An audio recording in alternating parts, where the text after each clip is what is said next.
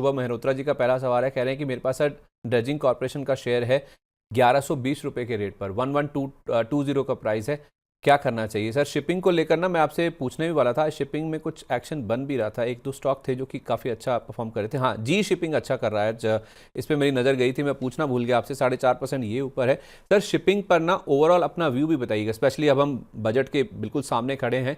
तो पिछली बार एक सर मैरीटाइम फंड बनाने की बात सरकार की ओर से की गई थी, वित्त मंत्री ने इसकी घोषणा भी की थी, और उसमें सरकार ने कहा था कि इसमें जो 49% जो योगदान है वो हमारी तरफ से आएगा, यानी कि सरकार उसमें कंट्रीब्यूट करेगी। सर ये जो मैरीटाइम फंड है वो उसका कुछ एक्सटेंशन इस बार आ सकता है, इस बार आपकी क्या एक्सपेक्टेशन है सर कि शिपिंग इंडस्ट्री को लेकर किस तरह के ऐलान हो सकते हैं? ये 25,000 करोड़ रुपए का फंड था सर जो पिछली बार बोला गया था सरकार की ओर से, तो इस बार शिपिंग में क्या हो सकता है और क्या ये लॉन्ग टर्म प्ले है अगर आप बजट के हिसाब से देखें? क्योंकि सर ज़्यादातर एक्सपर्ट जिनसे हमारी बात होती है ना वो यही कहते हैं कि जहां सरकार का फोकस होता है, चाहे वो डिफेंस हो, चाहे वो शिपिंग हो या फिर कोई भी और सेक्टर हो, वहां पर पैसा ज़रूर बनता है। पिछली बार कुछ रेयर अर्थ मिनरल्स की भी बात हुई थी, उसके बाद जीएमडीसी कैसा चला वो आपने देखा ही है, एनएमडीसी में किस तरह का मूव आया।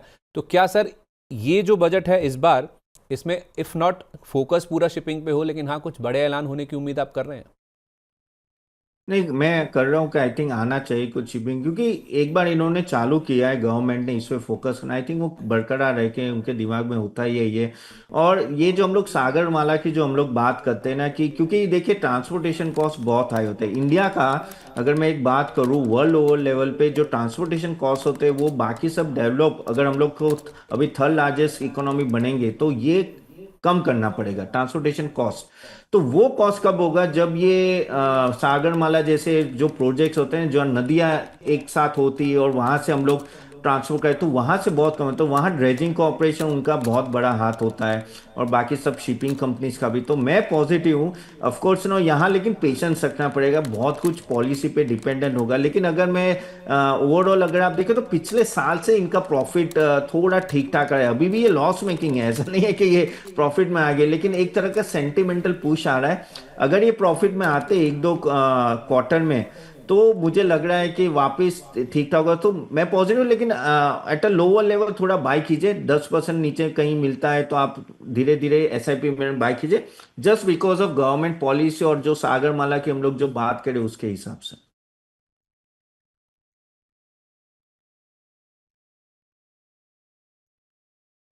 सर आपकी आवाज नहीं आ रही है मेरे को। सर ड्रेजिंग इनके पास 1120 रुपये का रखा हुआ है, 1120 का, क्या राय देंगे इनको आप? नहीं, और 1120 पे तो आप अभी होल्ड कीजिए, अभी होल्ड कीजिए। ठीक है, ओके। तो बजट की सर ऑलमोस्ट थीम जो है ना वो हम टच कर चुके हैं, तो बजट से रिलेटेड जो जो पिछले 5 सालों में कुछ ऐलान हुए हैं वो आपको आपकी स्क्रीन के ऊपर चलते हुए दिख जाएंगे, और जितना हो सके सर बजट में क्या हो सकता है, क्या अनफोल्ड हो सकता है, और स्पेशली सर कल जो इकोनॉमिक सर्वे भी आया था ना उसके बाद आप क्या देखते हैं सर, क्या इंडिकेट कर रहा है इस बार का इकोनॉमिक सर्वे? शिपिंग एक सेक्टर है जो मुझे लगता है सर, ऐसा एक्सपेक्टेशन है कि शायद कुछ बड़ा हो सकता है, कुछ बड़े अनाउंसमेंट्स हो सकते हैं, क्योंकि पिछले बजट में आप देखेंगे एक सर न्यूक्लियर पावर को भी टच करने की कोशिश की थी वित्त मंत्री जी ने, जिसमें उन्होंने कहा था कि हम आई थिंक 9 गीगावाट के आसपास हैं सर, हमारा जो टोटल प्रोडक्शन है अभी 100 गीगावाट तक पहुंचने की बात की गई है वित्त मंत्री की ओर से पिछले बजट में। पिछले बार की घोषणाएं दिखाइए जरा एक बार, जो घोषणाएं थी उसमें इन्होंने बोला था कि 2047 तक, 2047 तक, 22 ईयर्स डाउन द लाइन हम 100 गीगावाट न्यूक्लियर पावर में करना चाहते हैं। सर इस थीम को ध्यान में रखते हुए अगर इस बार इसके ऊपर कुछ चर्चा हुई, जैसा पिछली बार वित्त मंत्री जी ने टच किया था, तो न्यूक्लियर पावर से जुड़े हुए कुछ स्टॉक्स या कुछ ऐसी थीम्स जो आपको लगता है कि काफ़ी एक्टिव हो सकती हैं? देखिए, न्यूक्लियर पावर रिलेटेड पहले भी बात हुई थी, लेकिन उसका इम्पैक्ट स्टॉक्स में इतना नहीं आया था, वो बजट ओरिएंटेड होते आके फिजल डाउन हो जाते अगर।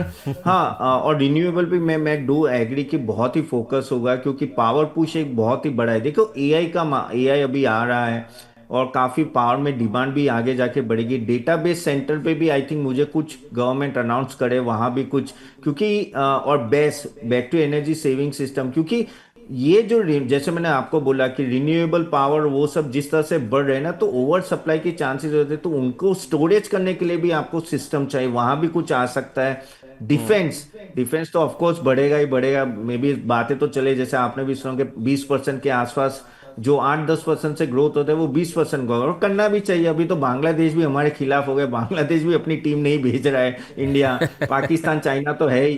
तो आजू बाजू ऐसे सिनेरियो, और ट्रम्प साहब बैठे वहाँ, यहाँ तो अभी सर ऐसा हो गया ना, ट्रम्प जिस तरह से बिहेव करें वैसे कि जिसके पास लाठी उसी की बैल, ऐसी बात है कि जो पावरफुल है, जिसके पास डिफेंस अच्छे है, वही रूल करेगा। तो उस पे गवर्नमेंट वहाँ फोकस करेगी।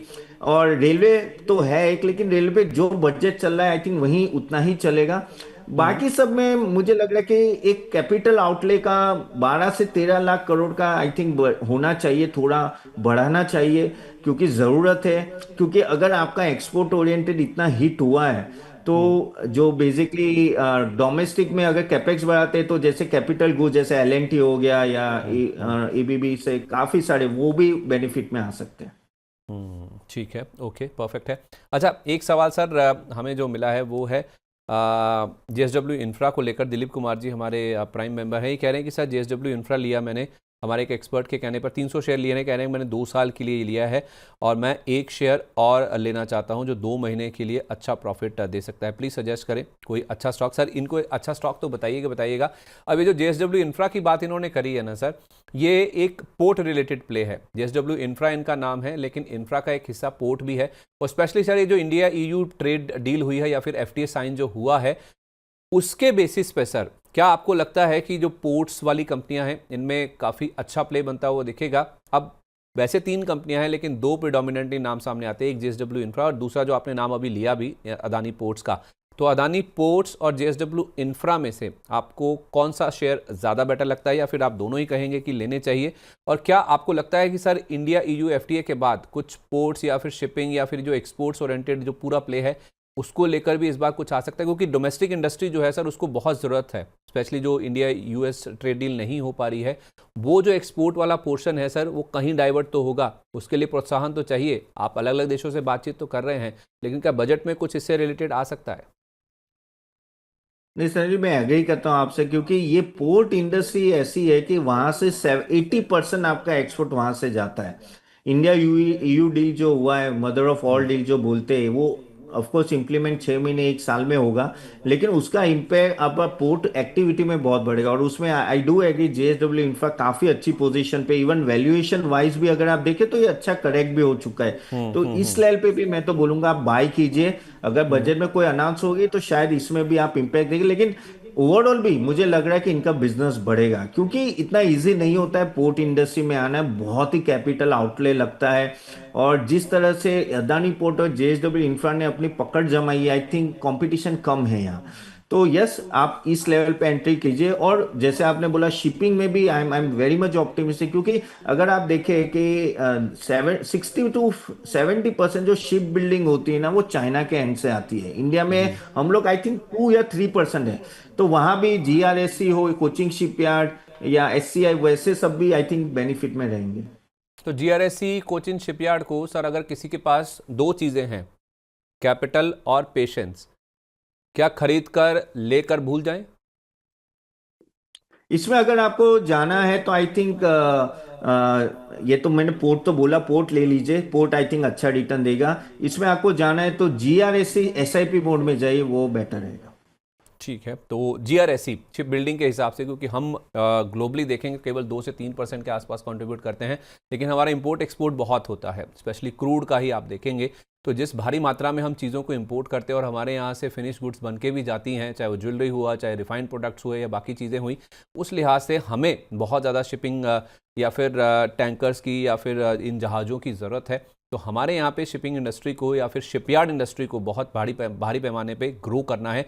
तो जीआरएसी एक प्ले है जिसको आप लंबी अवधि के लिए धीरे धीरे अपने पोर्टफोलियो में हर गिरावट पर या फिर धीरे धीरे फेजिस में आप चाहें तो शामिल करके चल सकते हैं। एक सर कार्तिक जी का सवाल है, ये कह रहे हैं कि सर टाटा मोटर्स सीवी और पीवी के 200 शेयर हैं, दोनों के शेयर हैं सर, मैं होल्ड करूं या फिर कहीं और इन्वेस्ट करूं, यानी कि इनमें से निकल जाना चाहिए? अब सर इसका भी लिंक कहीं ना कहीं इंडिया ईयू एफटीए से है। अब बाहर की जितनी भी यूरोप की गाड़ियां हैं सर, अगर वो सस्ती हो जाएंगी तो उसमें फिर सर जेएलआर वाला पार्ट भी आता है। तो उस एंगल से अगर आप टाटा मोटर्स पीवी को एड्रेस कर सकें।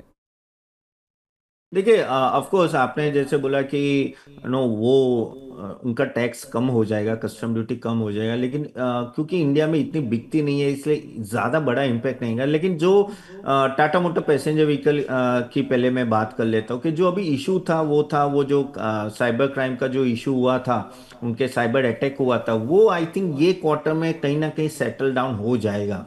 और अभी जिस वैल्यूएशन में टाटा मोटर पैसेंजर व्हीकल खड़े हैं, आई थिंक नीचे मुझे डाउनवर्ड कम दिख रहा है, यानी ऑलमोस्ट 10 के पी पे खड़े हैं, जबकि आप बाकी सब एम देख लो, मारुति कहाँ खड़े हैं। ऑफकोर्स इनका वॉल्यूम है नहीं।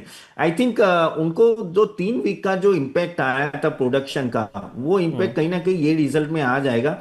तो अगर आपका 6 महीने अगर आप रुक पाओ, 6 महीने या 9 महीने, आई थिंक ये अच्छा खासा बाउंस बैक देगा इस लेवल से, क्योंकि वॉल्यूम धीरे धीरे रिकवर रहेगी। तो मुझे लग रहा है कि बॉटम यहीं कहीं है, इससे ज्यादा नीचे नहीं, लेकिन इसमें टाइम थोड़ा लगेगा। जबकि टाटा मोटर कमर्शियल व्हीकल की बात करूं मैं, तो वो ऑलरेडी काफी हद तक बढ़ चुका है। तो वहां में अगर आपके पास है लंबा समय तो होल्ड कीजिए, अदरवाइज थोड़ा प्रॉफिट बुक करना है तो आप कर भी सकते हो। लेकिन ये भी अच्छा स्टॉक है, लेकिन ये इतना भागेगा नहीं। आई थिंक शॉर्ट टर्म में 9 महीने में, साल में, आई थिंक पैसेंजर व्हीकल में रिकवरी आएगी अच्छी खासी। तो 360 के आसपास आप कह रहे हैं कि शायद बॉटम बन गया है टाटा मोटर्स पीवी का, है?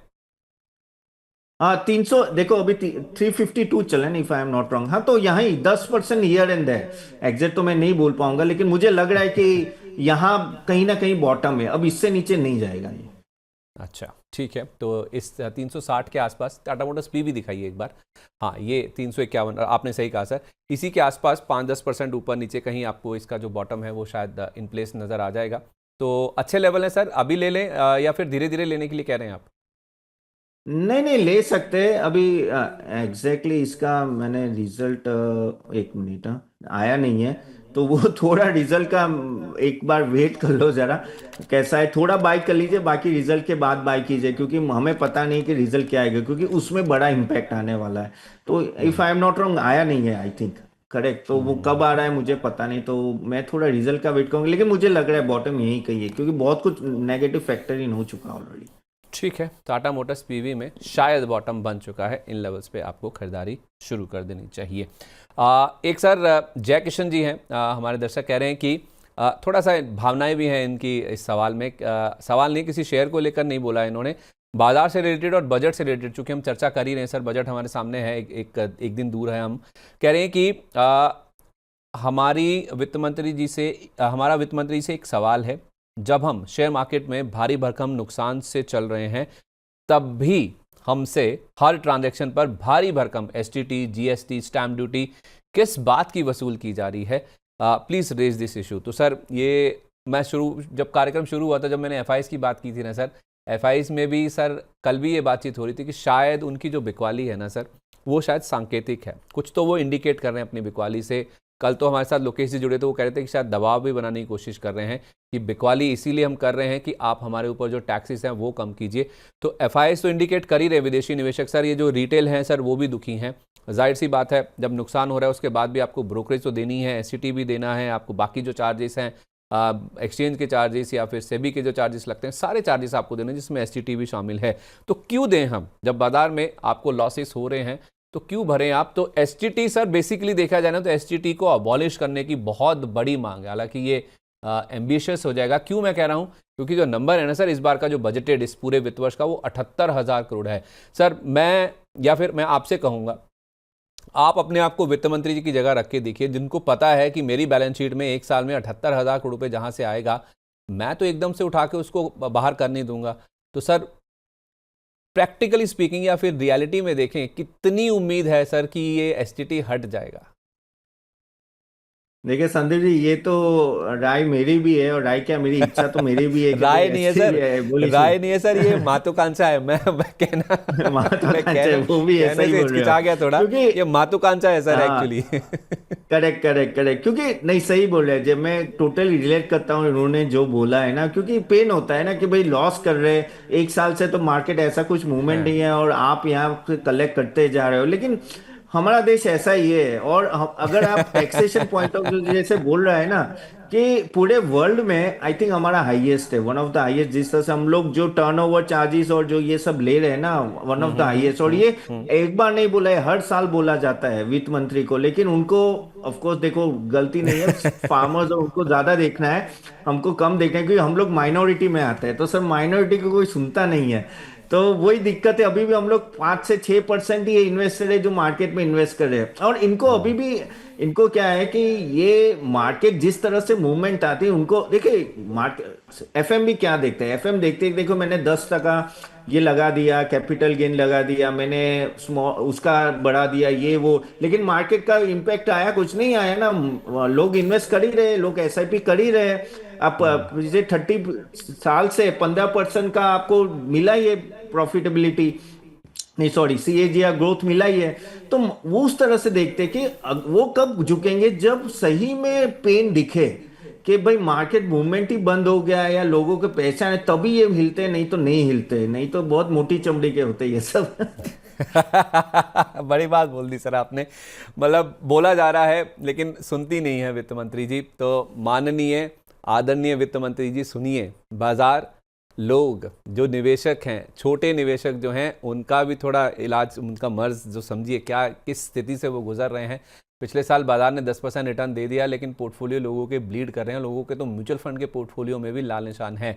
तो प्लीज़ सुनिए, प्लीज़ कुछ कीजिए सर। जब करने की बात नहीं आती है संदीप ना, जी, इसमें इसमें क्या होता है, गवर्नमेंट का एक्शन हमेशा रिफ्लेक्टिव होता है। जैसे ट्रम्प ने टैरिफ लगाया तो कैसे जीएसटी रैशनलाइजेशन हो गया, हाँ करेक्ट। तो हाँ, वैसा होता है, वो जो यू की डील जो 20 साल से चल रही थी सडनली 6 महीने में हो गई। तो जब आपत्ति आती है ना, तब होता है। अब आपदा में यहाँ अभी अफसर कोई हैं। आपत्ति है नहीं, तो क्यों करेंगे वो। हाँ, मतलब आपदा आएगी तो ही जागेंगे, तो ही कुछ होगा। आपने मतलब करेक्ट तीन करेक्ट चार शब्दों करेक्ट। में ना बड़ी बात कह दी सर। मोटी चमड़ी वाले होते हैं, इनको ज़्यादा असर पड़ता नहीं है। वैसे भी सर देखा जाए ना, जैसे हम किसी डॉक्टर के पास जाते हैं ना सर, हमें जब इंजेक्शन लगता है हमें सोचते हैं यार इसको दर्द नहीं होता, क्या हमें सुई चुभ हो रहा है, लेकिन वो आपके इलाज के लिए ऐसा कर रहा है। ऐसे ही मतलब मैं ये नहीं कह रहा हूँ कि इकोनॉमी का इलाज करें, लेकिन इनको सर नंबर्स दिखते हैं, और नंबर्स इनको दोनों तरफ मिलाने होते हैं बैलेंस शीट के, इधर भी उधर भी। इसीलिए मैंने कहा कि एसटीटी में 78,000 करोड़ रुपए का जो वर्कआउट करके बैठी हुई है वित्त मंत्री जी, वो कहाँ से काउंटर बैलेंस करेंगे। अगर 78,000 करोड़ रुपए यहाँ से आने वाला है तो फिर कहीं और से तो उनको वो जुगाड़ करना पड़ेगा या फिर जुटाना पड़ेगा ना।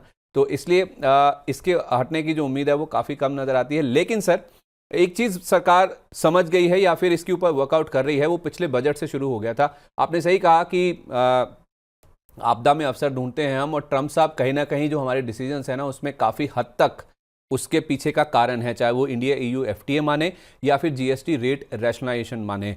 उससे पहले से सर ट्रम्प साहब जब आए थे ना, उसके थोड़े टाइम बाद ही बजट आ गया था पिछली बार का। और पिछली बार यही वाली प्लेट, इसी को रखिएगा, ये जो सर नई टैक्स रिजीम में ना जो 12 लाख तक का इनकम फ्री कर दी गई थी, 12,75,000 स्टैंडर्ड डिडक्शन को मिला के अगर हम देखें, और जो टैक्स स्लैब्स थी ना उनको भी सर रिवाइज किया गया था, तो काफ़ी हद तक रिलीफ देने की कोशिश की गई। तो हमारे सामने ये 12 लाख वाला नंबर ये है सर, जीएसटी रेट रैशनलाइजेशन है, हमारे सामने इंडिया ईयू एफटीए डील है। इस बार के बजट में सर आप क्या उम्मीद करके चल रहे हैं, क्योंकि लोगों के हाथ में पैसा देने की या फिर पैसा खर्च करने की, जिसे कहते हैं ना कि कंज्यूमर कंजम्पशन की जो पावर है या डिस्पोजेबल इनकम बढ़ाने की जो कोशिश है, वो सरकार की ओर से पूरी तरह से की गई है। इस बार के बजट में क्या फोकस हो सकता है सर? क्या कंजम्पशन बढ़ाने के ऊपर, लोगों के हाथ में पैसा छोड़ने के ऊपर ज़्यादा फोकस होगा, या फिर कोई और ऐसी बातचीत होगी? क्योंकि पिछला बजट सर पूरा इसी के ऊपर ही दारमदार हो गया था सर। ये जो 12 लाख वाला नंबर आया था ना, इसने बाकी सब चीज़ों को दबा दिया था। सर लेकिन संदीप जी देखिए, तो वो जो 12 लाख का नंबर था और GST rationalisation itself is a very very big thing. Okay, तो वो जो किया आई थिंक काफी हद तक उन्होंने जो करना था वो कर चुके, मुझे ऐसा लग रहा है। ऐसे कोई और चीज बची नहीं जिससे वो बहुत बड़े लेवल पे पैसे छोड़ पाए एंड कंज्यूमर तक। हाँ, कुछ जीएसटी का एंड तक कस्टमर तक चला जाए तो उसके लिए रिलेटेड रेगुलेशन ऑल दैट। लेकिन मेरा इस बार लग रहा है कि फोकस उनका कैपेक्स की तरफ ज्यादा जाएगा और डिफेंस की तरफ ज्यादा जाएगा, जो जाना भी चाहिए जिस तरह के माहौल है। और कॉम्पनसेट करना कहीं ना कहीं एक्सपोर्ट ओरिएंटेड जो सेगमेंट्स है, जहां जहां प्रॉब्लम आई है, उनको कैसे इंसेंटिव दे या कुछ स्कीम लाए या पीएलआई स्कीम लाए या कुछ भी, वहां आई थिंक फोकस जाए करना करेंगे वो शायद, क्योंकि वहां इम्पैक्ट बहुत बड़ा आया है। तो जहां जहां कहते हैं ना इकोनॉमी में जहां टायर पंचर हुआ है वहां जाके वो करेंगे, क्योंकि एट द एंड उनको जो करना था उनके पास है, अभी सर्टिफिकेट है, उन्होंने बताया देखो तो ये सब तो मैंने करके दे दिया ना आपको, अभी क्या चाहिए आपको। तो आई थिंक वहां फोकस होगा। मुझे नहीं लग रहा है कि इतना बड़ा कुछ बेनिफिट देंगे इस बार। चलिए, आप कह रहे हैं डिफेंस और केपेक्स के ऊपर ज़्यादा फोकस होगा। केपेक्स पिछली बार भी बढ़ाया गया था, हालांकि जो पिछली बार का नंबर रिवाइज करके उसके ऊपर बेस छोटे से 10% या 11% बढ़ाया गया था केपेक्स, वो आप कह रहे हैं कि इस बार भी बढ़कर आ सकता है। तो डिफेंस में सर आपने एक जीआरएसी की बात करी, जो कि डिफेंस और शिपयार्ड दोनों का प्ले है। डिफेंस में अगर सर किसी को खरीदारी करनी है, पहली बात तो क्या बजट से पहले कोई खरीदारी करनी चाहिए इफ एट ऑल, हाँ तो कौन से स्टॉक्स हैं पूरे डिफेंस स्पेस में जो आपको काफ़ी पसंद है, भले ही वो धीरे धीरे आप खरीदारी करने की राय दें? नहीं देखो, डिफेंस में ये जो बढ़ने वाला है वो आई थिंक 2 वीक पहले से न्यूज आ गई थी, तो तब थोड़ा ऊपर नीचे हो ही गया मार्केट में स्टॉक। लेकिन ये स्टॉक जो है, अभी कोई भी डिफेंस स्टॉक ले लीजिए आप, ये जीआरएस ले लो, एचएल बीएल, किसी के पास ऑर्डर की कमी नहीं है। ऑर्डर तो सबके पास 4 साल 5 साल के है। ठीक है। एग्जीक्यूशन कैसे होता है और किस तरह से वो कैपिटल एफिशिएंसी लाते हैं और नई कैपेसिटी कैसे लाते हैं, उस पर बहुत कुछ डिपेंड है। तो उसके वजह से मैं यहाँ नामी नाम के साथ ही जाऊंगा, क्योंकि उनका पास ऑर्डर है और उनका कैपेबिलिटी भी, और उन्होंने बताया जैसे बीएल देख लो या एचएल देख लो, इवन शिपयार्ड में आई थिंक जीआरएसी है, मेजागोन है। तो ये कुछ जो ना, इवन बीडीएल भी, बीडीएल में थोड़ा मुझे लग रहा है वैल्यूएशन हाई है, लेकिन जो ब्रह्मोस और जो मिसाइल और वो जब का जो सिंदूर में हुआ था उसके वजह से वो थोड़ा प्रीमियम में चला है। लेकिन अदर देन बीडीएल मैंने जो कुछ नाम दिए, आई थिंक वो आप जो प्ले है उस पे ही, जो नॉर्मल प्ले है उस पे ही खेलिए। आई थिंक ये डिसेंट रिटर्न देंगे आगे जाके। तो मतलब बजट को ध्यान में रखें ना रखें, लंबी अवधि के लिए अच्छे हैं ये। जी अच्छे है, और बजट में अगर कुछ आ गया तो इनको बेनिफिट इनको ही पहले मिलेगा। सर बजट से रिलेटेड कोई ऐसा प्ले जो आप अपने मेंबर्स को, अपने क्लाइंट्स को रेकमेंड कर रहे हैं बजट से पहले, या फिर बजट की थीम से जोड़कर? नहीं, बजट की थीम पे जो पे देखिए, ओवरऑल अगर आप देखें तो मुझे ऐसा लग रहा है कि जैसे मैंने ऑलरेडी बात की कि कैपेक्स और इंफ्रा और वहाँ थोड़ा पुश आना चाहिए। तो कैपिटल गुड्स रिलेटेड स्टॉक्स काफ़ी गिर चुके हैं। ओके, कमिंस ले लो या वो सब, एलएनटी भी एक प्ले ले सकते हैं, तो वहाँ फोकस कीजिए। इवन ईएमएस सेक्टर जैसे मैंने बोला, वहाँ भी पीएलआई स्कीम का कुछ ना कुछ आ सकता है, क्योंकि स्कोप बहुत बड़ा है। अब ठीक इंडिया है। यूयू की डील हुई है, तो वहां से भी अगर कोई कॉन्ट्रैक्ट्स, बड़े कॉन्ट्रैक्ट्स यहाँ आते हैं तो वहां भी फोकस हो सकता है। एक्सपोर्ट ओरिएंटेड भी कुछ आएगा कि इंसेंटिव, लेकिन मैं वहां ना बोल रहा हूँ जैसे टेक्सटाइल, जेम्स एंड ज्वेलरी, क्योंकि अभी भी हमें पता नहीं कितना प्रॉफिटेबिलिटी इम्पेक्ट है। तो इवन तो कुछ आता है, लेकिन वो एक इंट्राडे प्ले होगा, वो लॉन्ग टर्म प्ले नहीं होगा। लेकिन डिफेंस, कैपिटल गुड्स या ईएमएस, वो मुझे लग रहा है थोड़ा लॉन्ग टर्म प्ले यहाँ कीजिए। और बाकी तो मैं होटल्स, हॉस्पिटल्स और वो सब पे तो मैं पॉजिटिव हुई।